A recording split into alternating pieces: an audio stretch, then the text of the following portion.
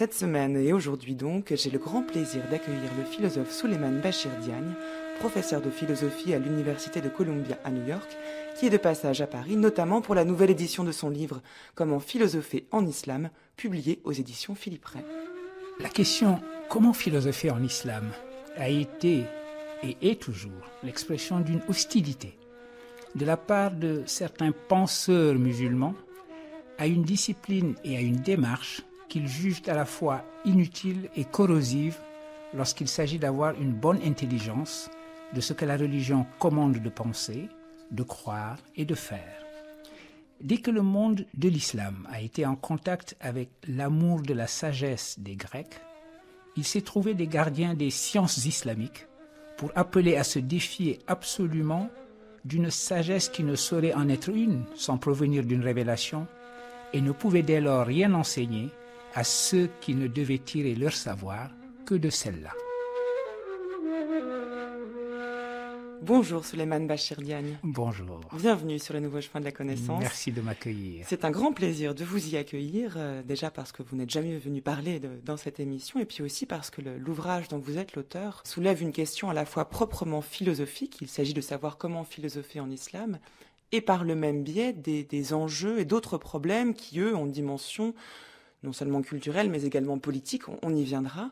Et c'est donc pour toutes ces raisons qu'il me semblait important de profiter de votre passage à Paris pour faire cette émission. Vous venez de lire un extrait du texte qui ouvre votre ouvrage, et vous insistez sur l'expression d'une hostilité entre d'un côté les penseurs de l'islam et de l'autre la philosophie. Et en effet, vous proposez une forme d'histoire de cette rencontre entre la philosophie et l'islam. Alors pourquoi parler d'hostilité ? Parce qu'elle a existé. Il faut se donner le contexte. L'expansion rapide de l'islam au 7e siècle, au 8e siècle, fait que très rapidement, le monde de l'islam s'incorpore physiquement, pour ainsi dire, les centres de réflexion, de pensée, les centres de la philosophie ancienne grecque. On va dire les intellectuels musulmans sont en contact avec cet amour de la sagesse, ces ouvrages de philosophie des Grecs, et commencent à s'y intéresser. Et soulever alors la question qui est tout à la fois intellectuelle, philosophique, mais également politique, on s'en doute, de savoir ce qu'il faut faire de cette sagesse des Grecs. Peut-il exister une sagesse qui serait sans aucune relation possible avec une révélation? Et que doit-on faire au fond de cette sagesse d'un peuple qui est considéré comme un peuple païen par les musulmans? Les trois religions monothéistes, d'ailleurs, vont toutes les trois s'interroger sur ce qu'il faut faire de la sagesse des Grecs. Dans le monde de l'islam, j'ai l'impression que le problème s'est posé avec encore plus d'acuité. Alors pourquoi justement, juste arrêtons-nous un instant sur cette question, pourquoi cette question qui se pose pour toutes les religions a posé un problème particulier avec l'islam ? Prenons un exemple, la philosophie grecque, prenons ce que dit Aristote dans sa physique, etc., sur l'origine du monde. Voilà une philosophie qui dit quelque chose de l'origine du monde, qui va entrer en concurrence directe avec les thèses créationnistes des trois religions. Si Dieu a créé le monde en 6 jours, eh bien, qu'est-ce que c'est que ce philosophe grec qui n'a pas connu la révélation, qui nous dit que le monde a toujours existé tel qu'il est de toute éternité, ou bien qu'il existera éternellement? Donc, il faut en faire quelque chose. Voilà des points sur lesquels les religions en question se sont fortement interrogées, pour dire le moins, devant la philosophie des Grecs. Dans le cas de l'islam, il s'y ajoute, si vous voulez, et c'est peut-être ce qui donne davantage d'intensité à l'opposition qui s'est alors manifestée. Il s'y ajoute que ce texte est organisé autour d'une révélation qui est conçue comme étant la parole directe de Dieu. La communauté musulmane est véritablement instituée par la révélation coranique. Le prophète de l'islam n'est que le véhicule de cette révélation coranique. Donc les sciences, qui sont les sciences dignes de ce nom, qu'il faut appeler ainsi, vont être des sciences créées par la révélation elle-même. Ce sera, par exemple, la grammaire, parce qu'il faut comprendre la langue arabe qui aura été la langue élue, choisie pour recevoir ces révélations. Il y aura également toutes les disciplines connexes pour bien comprendre la révélation, mais ensuite toutes les conséquences que l'on peut en tirer, la jurisprudence. Et les juristes se posent comme véritablement au cœur du système des sciences dites islamiques, les sciences dites de la religion. La jurisprudence, le commentaire, etc. Alors, que faire d'une discipline qui est, par nature, une discipline spéculative?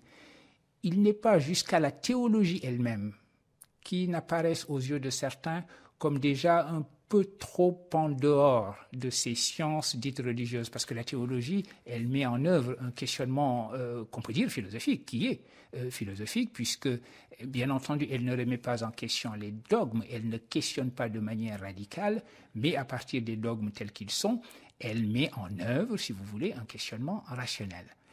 Voilà pourquoi ceux qui se sont constitués comme les gardiens et de la révélation, et de la langue de la révélation, et des sciences religieuses nées de cette révélation, vont voir d'un très mauvais œil l'intrusion, pour ainsi dire, des questions philosophiques grecques dans le monde de l'islam. Mais cela va être inévitable. Mais sans doute le fait qu'ils redoutent l'intrusion des questions philosophiques dans le monde de l'islam montre qu'ils prennent conscience, ils prennent la mesure de la puissance de cette pensée. De même que Platon condamnait les arts et surtout la poésie hors de la cité parce qu'il connaissait la puissance de la poésie. Absolument. De même, sans doute, ces partisans de la révélation qui se méfient de toute interprétation du texte ne sont que trop conscients du pouvoir et de la puissance, sans doute, de la réflexion philosophique pour pouvoir l'accepter en leur comment dire, près d'eux. Mais absolument, absolument. Et vous avez parfaitement raison de souligner le fait qu'il mesure à sa juste valeur la capacité de décentrement que cette discipline, que ces textes philosophiques vont introduire dans l'univers intellectuel des sciences dites religieuses. Il n'est pas jusqu'à la langue elle-même, parce que tout cela commence par des traductions. Il s'agit de traduire les textes de la philosophie grecque en arabe. D'ailleurs, ça ne se fait pas d'abord directement. Alors, donnez-nous quelques dates. Nous sommes à quelle époque, là, lorsque vous parlez des débuts de la traduction? Les débuts de la traduction, c'est vraiment le IXe siècle. C'est au début du IXe siècle. Il y a eu quelques traductions ici ou là. Il faut dire que beaucoup de textes de la philosophie grecque existaient déjà en langue syriaque, parce que dans les monastères nestoriens en particulier, c'était la tradition d'étudier certains textes d'Aristote qui pouvaient être utiles dans les débats théologiques que les nestoriens pouvaient avoir avec les monophysites et autres interprétations, disons, du christianisme. Donc les premières traductions vont s'effectuer à partir du syriaque et non pas directement à partir du grec. Et traduction, ça signifie que la langue arabe elle-même va connaître une forme d'hybridation. Il va falloir créer des néologismes pour accueillir les concepts de la philosophie. Et je devrais citer parmi les gardiens des sciences religieuses, justement, les grammairiens, qui prennent un air tout à fait sourcilleux lorsqu'ils voient apparaître des mots qui leur semblent des barbarismes, des néologismes insupportables.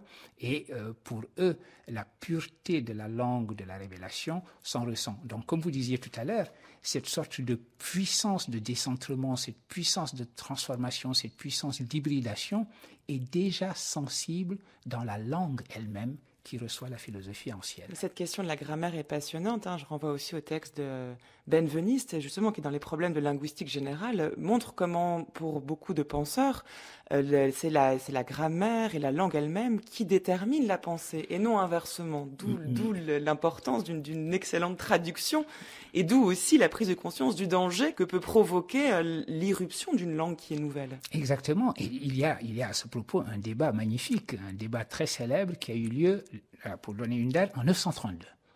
À la cour d'un vizir seldjoukide du calife abbasside de l'époque. Et ce vizir convoque, pour ainsi dire, un philosophe, un représentant de ceux qui sont allés en direction de la philosophie grecque, en direction de la réflexion et de la conversation avec les Grecs, et un grammairien qui, lui, se présente comme le gardien sourcilleux de la langue et de la révélation et des sciences religieuses. Et il les fait s'affronter dans une véritable joute intellectuelle. Et c'est exactement cela, ce que vous venez de décrire, et la situation dans laquelle les deux se trouvent. Et le grammairien va justement tenir une position qui n'est pas une position très sympathique, c'est une position de clôture, d'enfermement. C'est lui qui va dire que l'islam se suffit à lui-même, il est à lui-même sa propre philosophie, il n'a pas besoin d'entrer en conversation avec le monde grec puisque celui-ci ne connaissait pas la révélation, n'avait pas le prophète, etc., etc. Mais par ailleurs, ce qu'il dit, c'est justement cela, ce que vous venez d'évoquer. Il dit, mais toi, le philosophe, qui est en particulier un logicien, parce que c'était la logique d'Aristote qui était véritablement la spécialité de ce philosophe à qui il s'adressait.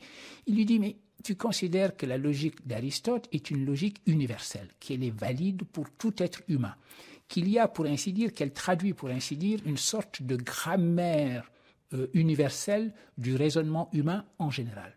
Il dit, mais non, chaque langue a sa propre logique. Et Aristote, pour ce grammairien, n'aura fait que transposer dans une logique prétendument universelle les catégories linguistiques qui sont celles du grec. Autrement dit, c'est parce qu'il est grec qu'il a écrit les analytiques tels qu'il les a écrits. Et donc, pourquoi ne fais-tu pas la même chose?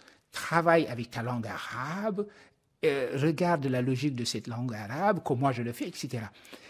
Cet argument n'est pas sympathique, c'est l'argument de l'enfermement. Mais justement, parce que vous avez évoqué Benveniste, qui, des siècles plus tard, va dire la même chose. En 1958, Benveniste écrit un article très important, catégorie de langue, catégorie de pensée, où il dit exactement cela, que les catégories d'Aristote ne sont, si on les regarde bien, que le décalque des catégories de la langue grecque.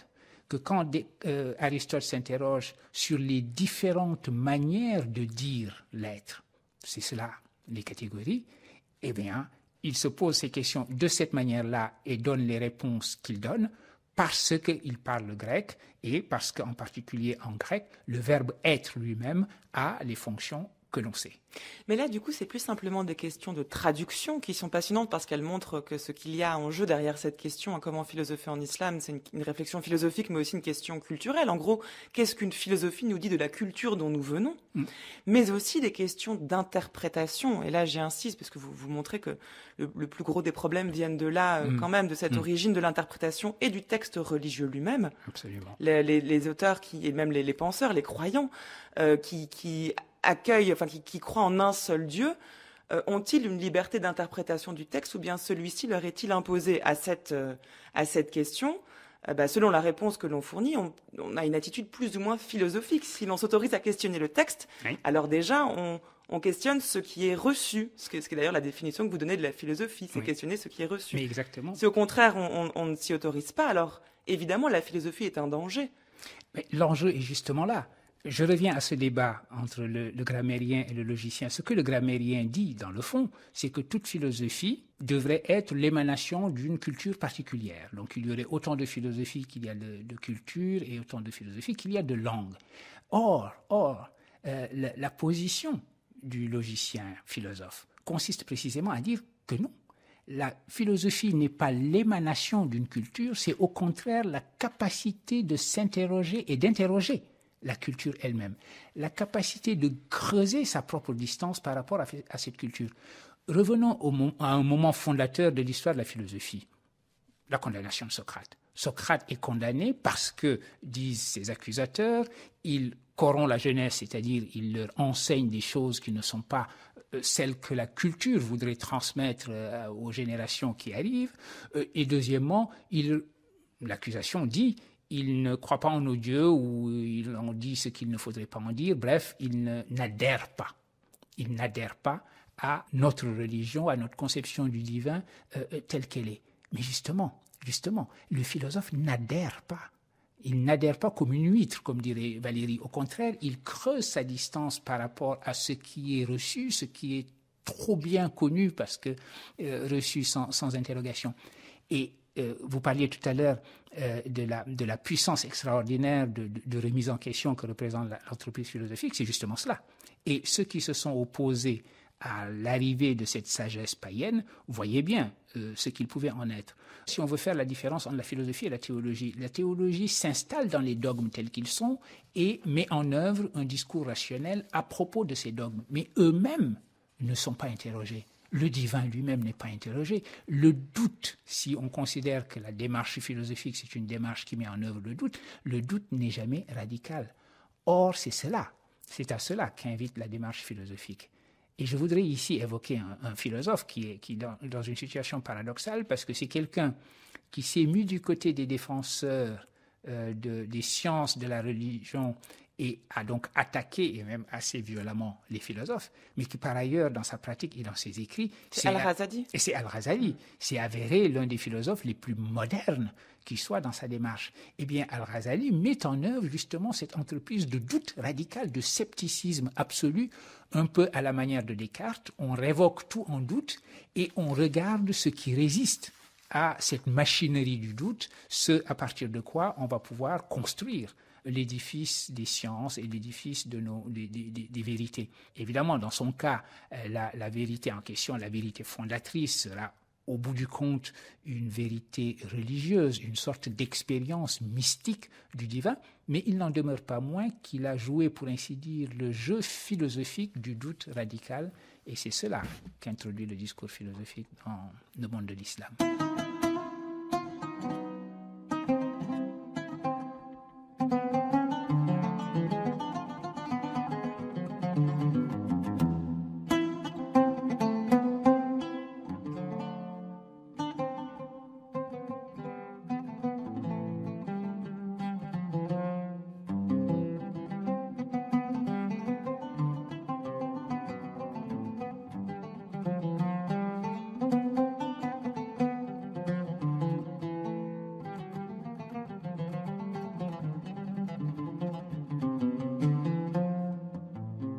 Nous en avons vu des contemporains qui croyaient philosopher et percevoir par leur étonnante sagesse des choses contradictoires en tout point à la loi divine, et qui croyaient que c'était un devoir d'exposer ces choses au vulgaire. En exposant au vulgaire ces fausses doctrines, ils ont causé la perte du vulgaire et la leur dans ce monde et dans l'autre. Le rôle de ces gens-là par rapport au rôle du législateur est semblable à celui d'un homme prenant à partie un médecin habile qui a pour rôle de conserver la santé de tous les hommes et de les délivrer des maladies en leur donnant des préceptes. Ils se présentent aux gens et leur disent « Les méthodes qu'a instituées pour vous ce médecin ne sont pas vraies » et il entreprend de les ruiner jusqu'à ce qu'elles soient ruinées dans leur esprit. Crois-tu que les gens qui se trouvent dans ce cas ne feront aucune des choses qui sont utiles pour conserver la santé et délivrer de la maladie ? Ou que celui qui a découvert la fausseté de leurs croyances pourra les employer en les soignant? Non, il ne pourra les employer et leur perte sera générale. Tel est le cas de celui qui découvre les interprétations aux vulgaires et à ceux qui n'y sont pas aptes en ce qui concerne la loi divine. Il la corrompt et en détourne, et celui qui détourne la loi divine est infidèle.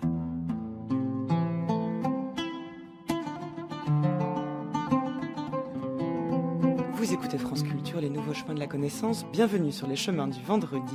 Aujourd'hui, j'ai le grand plaisir d'accueillir le philosophe Souleymane Bachir Diagne à propos de son ouvrage « Comment philosopher en islam » aux éditions Philippe Ray.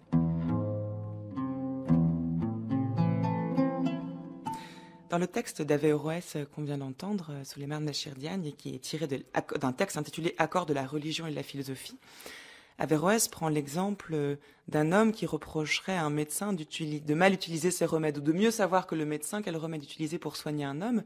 Et il dit, il en est de même de la philosophie. C'est pas forcément la philosophie qui est dangereuse, c'est l'usage que nous pouvons en faire par rapport à la religion. Oui. En cela, il s'inscrit après Al-Razali, tire les conséquences de ce que Al-Razali a avancé, et semble plaider donc en faveur d'un accord entre religion et philosophie.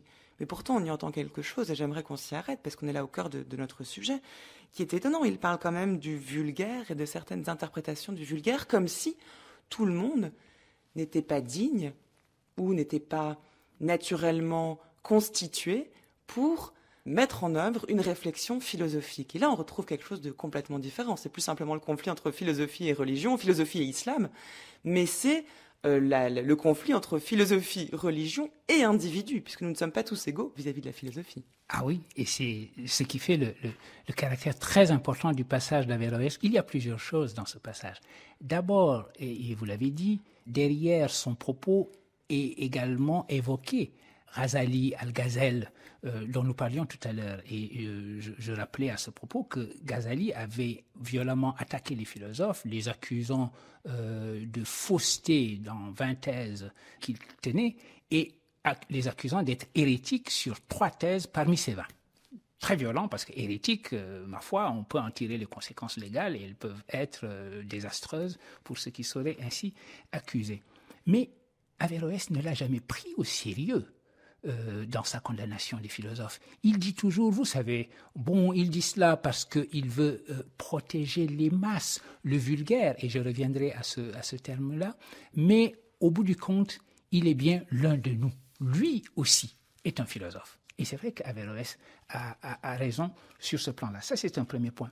Le deuxième point, cette notion, cette métaphore, cette comparaison avec un remède est une comparaison excellente. Il dit, le côté des choses que voit Ghazali, c'est que ceci peut être un poison s'il est mal administré, mais s'il est aussi administré à la mauvaise personne. Autrement dit, et peut-être bien que cette idée que la médecine est une science empirique, nous la vérifions tous les jours. Au fond, nous ne réagissons pas tous de la même manière aux mêmes médicaments. Les contre-indications vont apparaître chez quelqu'un et pas chez d'autres. Il y a là notre idiosyncrasie, finalement, se manifeste dans la manière dont nous réagissons aux différents médicaments. Dans le cas d'espèce, et vous avez raison de dire, il y a un élitisme profond. Il y a un élitisme tout à fait profond.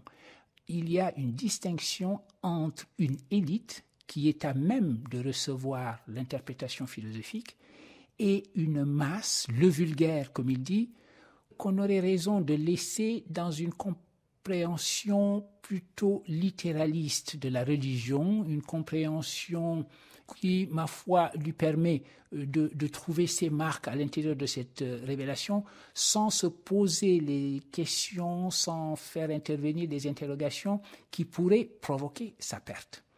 Alors, sa perte ou la perte de la communauté, justement, c'est pour des raisons de paix, pour garder la paix, oui, qu'il ne faut pas instruire tout le monde. C'est pour garder la paix, parce qu'effectivement, si une interprétation erronée se met à regrouper autour d'elle un groupe, voilà, vous introduisez la sédition dans la société, vous introduisez la division. Et pourtant, ceci se rattache à Aristote de la manière suivante. Vous savez, Aristote fait la distinction entre une approche de la vérité qui serait une approche démonstrative, c'est l'approche la plus élevée, une approche qui serait purement dialectique, c'est une approche, on va dire, médiane, et une approche qu'il dit rhétorique. Et les philosophes musulmans vont transformer cela en de véritables esprits. Certains ont un esprit rhétorique, et pour les convaincre, il faut leur présenter des arguments rhétoriques, c'est-à-dire des images, en gros. D'autres ont un esprit dialectique. Pour les convaincre, il faut leur présenter dialectiquement les choses. C'est, par exemple, ce sont les théologiens. Donc, vous ne remettez pas en question les dogmes auxquels ils croient, mais ces dogmes, vous les renforcez, si vous voulez, par du raisonnement. Ça, ce sont les esprits dialecticiens, et vous les convainquez de manière dialectique. Et alors, au summum, se trouve cette élite de l'élite, qui est ceux qui ont un esprit démonstratif. Cela exige d'avoir une intelligence pleine et entière, c'est-à-dire démonstrative des vérités qu'on leur présente, des vérités de la religion. Maintenant, si vous introduisez la confusion, si vous vous adressez démonstrativement à un esprit qui ne peut être convaincu que rhétoriquement, vous créez simplement de la confusion, vous n'arrivez à aucun raisonnement, à aucun résultat, parce qu'il ne sortira pas de sa tournure d'esprit rhétorique de toute façon, et vous allez déraciner en lui les certitudes établies sans véritablement pouvoir les remplacer par les vérités démonstratives dont vous voulez le convaincre. Voilà la raison pour laquelle il indique qu'il y a une discipline très précise du secret. Il y a une discipline de l'arcane. Averroès. Averroès. que les philosophes partagent d'ailleurs avec les mystiques. C'est à peu près la même chose pour les mystiques. Les mystiques peuvent dire à propos de la religion, à propos de Dieu, à propos de la vérité révélée, des choses qui sèmeraient le trouble dans les esprits mal préparés. Donc eux aussi ont cette même discipline du secret, cette discipline de l'arcane. Toute vérité n'est pas bonne à dire à tout le monde. Il faut donc que la vérité soit elle-même sélective et qu'elle s'adresse seulement, uniquement, à ceux qui sont en mesure de la recevoir. C'est la parole biblique, ne pas jeter des perles au pourceau. Voilà, mais c'est aussi peut-être là où on peut trouver une des causes des problèmes qui cette fois-ci sont d'ordre beaucoup plus contemporain, y compris dans l'interprétation que nous pouvons faire aujourd'hui et des textes sacrés et religieux et de la conception de la philosophie, puisque ce que vous venez de présenter est quand même une conception très essentialiste des individus. Hein. Certains comprennent mieux avec des images, d'autres avec un discours, et encore les troisièmes avec une démonstration, surtout n'essayant pas de semer le trouble en eux. Mais ça, c'est une attitude qui est complètement à la fois anti-philosophique, puisque vous l'avez dit, la philosophie, c'est de questionner ce qui est, ou ce qui est reçu. Et puis ensuite, c'est aussi une attitude qui est très conservatrice, c'est-à-dire que avec ces données de base, c'est une absence de changement, de mouvement, et donc une incapacité à s'adapter à ce qui est, à la nouveauté et au changement. Donc c'est un discours antimoderniste possible. C'est vrai, c'est vrai. À la décharge de ceux qui tiennent ce discours-là, c'est moins, finalement, si on y réfléchit, c'est moins l'idée que les humains, entre eux, présenteraient des différences aussi radicales, que cette idée qui nous rapproche un peu plus de notre idéal démocratique, que cette idée que à la masse, vous parlez en foule, elle est en foule. Vous ne pouvez pas vous adresser à la foule de la manière dont vous vous adresseriez à un individu singulier. Et encore une fois, ici, on peut prendre l'exemple de la démarche originaire philosophique, la démarche socratique. Socrate ne s'adressait pas à des foules. Il estimait même que c'était une attitude anti-philosophique de s'adresser à une masse. Il s'adressait à quelqu'un en particulier. Il rencontre Alcibiade, il parle à Alcibiade. Il rencontre Phèdre, il parle à Phèdre. Quand vous vous adressez à un individu en particulier, vous pouvez vous adresser à ce qu'il y a de plus élevé chez lui. Vous pouvez vous adresser à sa faculté rationnelle et monter en quelque sorte avec lui en direction du vrai. Tandis que c'est presque inévitable que si vous parlez à une masse, vous vous adressez à ce qu'il y a de plus bas en elle. De plus grégaire, en tout cas. De plus grégaire. Et justement, le grégaire est ce qui est mu par des images, par la force de la rhétorique. Je serai convaincant devant la foule parce que j'ai le ton de voix qu'il faut, ou je parle des mains et j'ai la gestuelle qu'il faut, j'ai ce mouvement de la toge ou ce mouvement qui consiste à rejeter ma mèche si j'en avais une en arrière. Voilà des choses qui seraient des choses convaincantes, entraînantes pour une foule et pas pour des individus.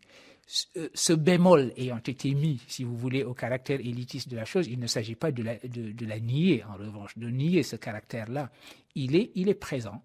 L'idée qu'il y a une élite susceptible de recevoir le vrai, une élite qui est elle-même élue, qui est choisie, sélectionnée par le vrai, par différence d'avec le vulgaire, est une idée fondatrice. Et nous, notre modernité, et notre idée que justement l'éducation, c'est précisément ce qui s'adresse aux masses et qu'il s'agit de faire sortir des ténèbres de l'ignorance pour faire entrer le plus grand nombre possible dans les lumières du savoir. Cela nous heurte profondément, ça heurte notre idéal démocratique en effet. Mais Averroès allait aussi loin que de dire il serait bon que le pouvoir politique fasse son travail et interdise que mes livres, parce qu'ils sont des livres de philosophie et des livres démonstratifs, tombent entre les mains dans lesquelles ils ne devraient pas se trouver. Lui-même appelle une sorte de censure de l'État pour s'assurer que ces livres n'arrivent qu'à ceux à qui ils sont destinés.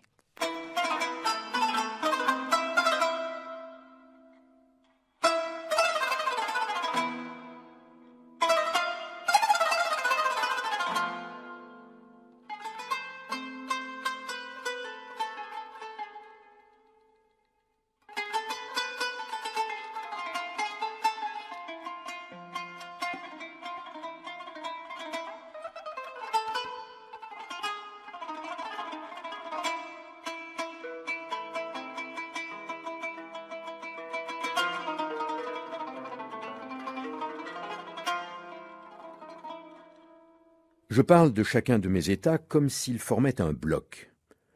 Je dis bien que je change, mais le changement m'a l'air de résider dans le passage d'un état à l'état suivant. De chaque état, pris à part, j'aime à croire qu'il reste ce qu'il est pendant tout le temps qu'il se produit. Pourtant, un léger effort d'attention me révélerait qu'il n'y a pas d'affection, pas de représentation, pas de volition qui ne se modifie à tout moment.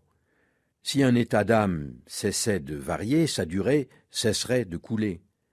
Prenons le plus stable des états internes, la perception visuelle d'un objet extérieur immobile. L'objet a beau rester le même, j'ai beau le regarder du même côté, sous le même angle, au même jour, la vision que j'ai n'en diffère pas moins de celle que je viens d'avoir, quand ce ne serait que parce qu'elle a vieilli d'un instant. Ma mémoire est là, qui pousse quelque chose de ce passé dans ce présent.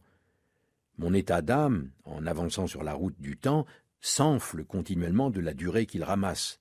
Il fait pour ainsi dire boule de neige avec lui-même. À plus forte raison en est-il ainsi des états plus profondément intérieurs, sensations, affections, désirs, etc., qui ne correspondent pas, comme une simple perception visuelle, à un objet extérieur invariable. Mais il est commode de ne pas faire attention à ce changement ininterrompu et de ne le remarquer que lorsqu'il devient assez gros pour imprimer au corps une nouvelle attitude, à l'attention une direction nouvelle. À ce moment précis, on trouve qu'on a changé d'état. La vérité est qu'on change sans cesse et que l'état lui-même est déjà du changement.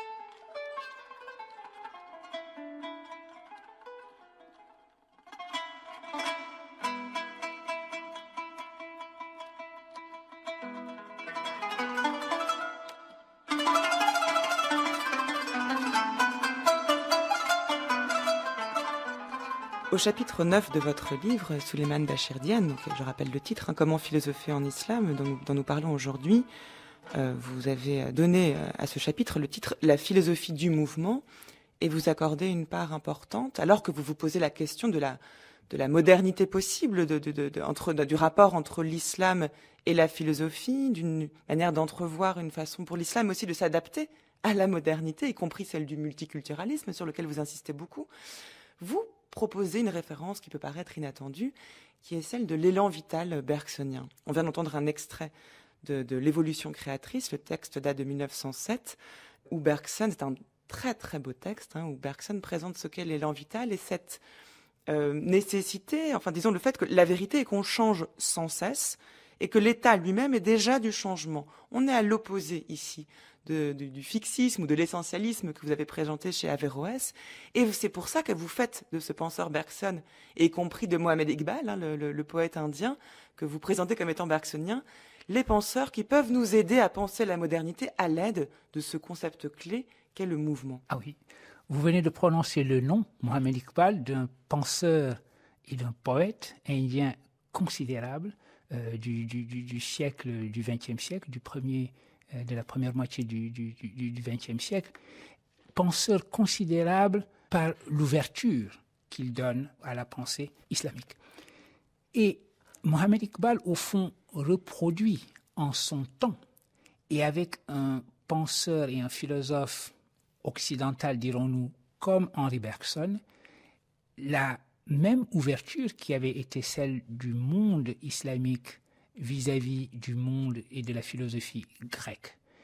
De la même manière que les philosophes que nous avons évoqués, qui vont du 9e au 13e siècle, Al-Kindi, Al-Farabi, Avicenne, Al-Ghazali, Averroès, de la même manière que ces auteurs ont été en conversation avec Platon, avec Aristote, avec Plotin, eh bien, Mohamed Iqbal a pensé que reconstruire la pensée religieuse de l'islam aujourd'hui, faire en sorte que l'islam puisse renouer avec son propre principe de mouvement et donc puisse produire la modernité dont il est porteur, cela suppose d'avoir une conversation avec la philosophie moderne, contemporaine, donc aussi bien Henri Bergson que Nietzsche, athée devant l'éternel s'il en est. Et c'est ainsi qu'il construit sa pensée véritablement comme une conversation avec Henri Bergson. Alors pourquoi Bergson? Cela explique le magnifique passage de Bergson que vous venez de lire. Parce que Bergson, dit Iqbal, est le premier à avoir pensé le temps. Le temps, la notion de temps est absolument centrale dans sa pensée. Et Iqbal estime que l'islam est entré dans une phase de pétrification de sa pensée à partir du XIIIe siècle pour avoir justement manqué de véritablement penser le temps comme ouverture et comme émergence continue, comme finalement, pour le dire dans les termes de Bergson, élan vital, une évolution créatrice continue. Le monde n'est pas créé une fois pour toutes et donc livré à la simple contemplation de son créateur. Le monde est chose vivante, action transformatrice continue, quelque chose qui est toujours en train d'advenir. Et, dit Iqbal, si nous pensons une telle cosmologie continuellement émergente, à ce moment-là, dit-il, nous capturons véritablement la philosophie du Coran, ou ce qui aurait dû être la philosophie du Coran. Donc la position d'Iqbal consiste à dire que la pensée islamique, c'est pour ainsi dire laisser capturer par une conception fixiste du temps, une conception où le temps finalement n'est rien. Le temps est aplati sur la notion de distance. Je dirais par exemple le temps qui sépare ce moment où nous nous entretenons du moment où malheureusement nous aurons à finir et à nous séparer. Eh bien, j'ai pensé immédiatement en termes de distance. Quelque chose qui sépare un moment fixe d'un autre moment fixe. Ce que dit Bergson dans le passage que vous venez de lire, c'est qu'il faut comprendre le temps dans son jaillissement continu, la manière dont les états ne peuvent pas être des états parce qu'ils sont toujours en train de se fondre les uns dans les autres dans un mouvement continu qu'il appelle la durée. Et parce qu'il met en place ce concept de la durée, dit Iqbal, il nous enseigne comment nous devons relire le Coran et comment nous devons relire la pensée religieuse de l'islam pour faire en sorte que l'islam se comprenne justement comme à la fois cette cosmologie ouverte et ouverte à la transformation, à l'action transformatrice de l'humain, de l'individu humain. Donc c'est une philosophie qui affirme la valeur de l'individu, c'est une philosophie qui affirme la valeur de l'action transformatrice de l'humain, et il va jusqu'à dire que ce qui est de la responsabilité de l'humain, c'est d'être collaborateur de Dieu pour entrer dans l'œuvre d'achèvement de la création.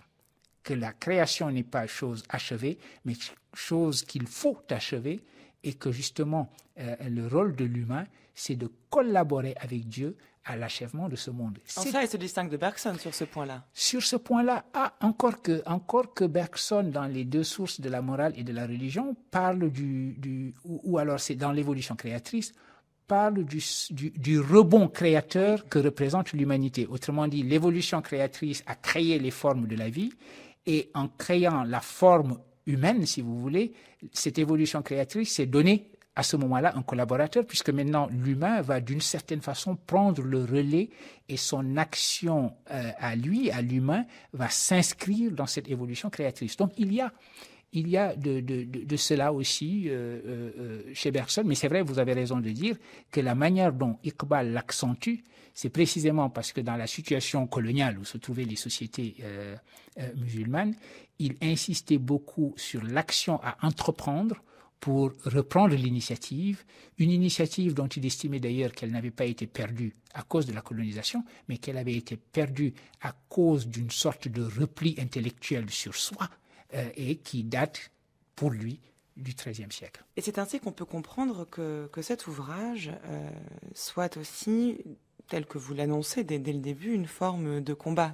Le livre qu'est le vôtre, et vous dites dans la préface à cette 3e édition, c'est pourquoi il faut mener le combat pour la philosophie qui a toujours été et continue d'être le combat pour les lumières de l'éducation contre l'esprit de clôture et le fanatisme auquel il conduit, éduquer L'étymologie de ce mot le dit assez, c'est faire sortir de l'enfermement en soi au nom de l'exigence de se connaître et de mieux revenir à soi.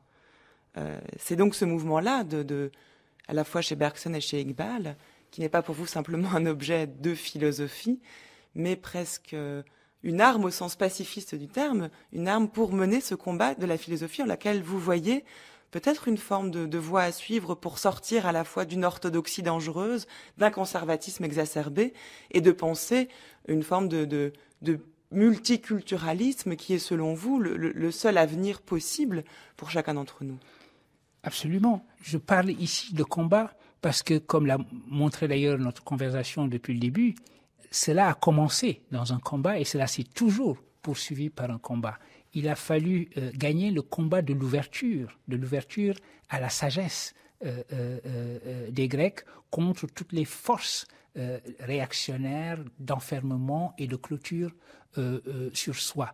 Et ce combat n'a jamais été gagné une fois pour toutes. Il a rebondi continuellement dans l'histoire de la philosophie et il existe encore aujourd'hui de manière peut-être plus intense. On se rend bien compte aujourd'hui, étant donné que lorsqu'on prononce le mot islam, malheureusement, dans l'esprit de beaucoup, ce qui est évoqué, ce n'est pas ce dont nous avons parlé jusqu'à présent, nous, les discussions philosophiques, les débats ouverts, mais bruit de bombes, bruit de fanatisme et meurtre et violence. Cela veut dire donc qu'aujourd'hui, plus que jamais, ce combat s'impose, ce combat pour rappeler d'abord cette tradition d'une pensée spéculative, d'une pensée questionnante, d'une pensée rationnelle et d'une pensée de l'ouverture et du pluralisme. Mais il ne s'agit pas seulement de le rappeler, d'évoquer un âge d'or qui serait derrière nous en disant « il en était ainsi dans le passé », mais il faut dire qu'il faut qu'il en soit ainsi aujourd'hui. Dans un monde qui est devenu un monde pluriel, où la religion elle-même, la croyance, est une simple possibilité parmi d'autres possibilités. Il faut vivre avec des orientations qui sont des orientations absolument pluralistes à l'intérieur des croyances et également hors des croyances. Il faut donc combattre pour la tolérance au sens de l'acceptation du pluralisme et de respect pour le pluralisme et de compréhension que le pluralisme est chose inévitable et avec laquelle il faut vivre. Le multiculturalisme s'impose à nous. Nous sommes des sociétés multiculturelles parce que nous sommes devenus un monde multiculturel. Voici le temps du monde fini, disait Valérie. Ce monde est fini, il n'y a plus de frontières nouvelles, on ne va plus découvrir des cultures dont on n'aurait jamais entendu parler, etc. Elles sont toutes présentes là, aujourd'hui, devant nous, et ensemble, et il va falloir construire les voies et moyens pour vivre ensemble. Et c'est en cela que ce combat est un combat continu. Vous savez, si vous m'autorisez à dire un mot de moi. Je vous en prie. Au départ, quand j'ai fini mes études et que j'ai fait ma thèse, moi je m'orientais vers la philosophie des mathématiques, la philosophie de la logique. C'est ça que je faisais. Et c'est, je crois, lorsque on est soi-même musulman ou qu'on a été élevé dans la culture musulmane, on comprend qu'on a la responsabilité de contribuer à ce combat-là. Donc c'est la raison pour laquelle j'ai, pour ainsi dire, dérivé de mes préoccupations d'épistémologue, d'historien des sciences, d'historien des mathématiques et de la logique, pour aller également dans cette direction-là, parce que, comme je dis, c'est un combat qui s'impose à nous, le combat des Lumières, le combat pour la philosophie contre le fanatisme et pour le vivre ensemble. Merci beaucoup, Souleymane Bachir Diagne, pour cette discussion passionnante. Et je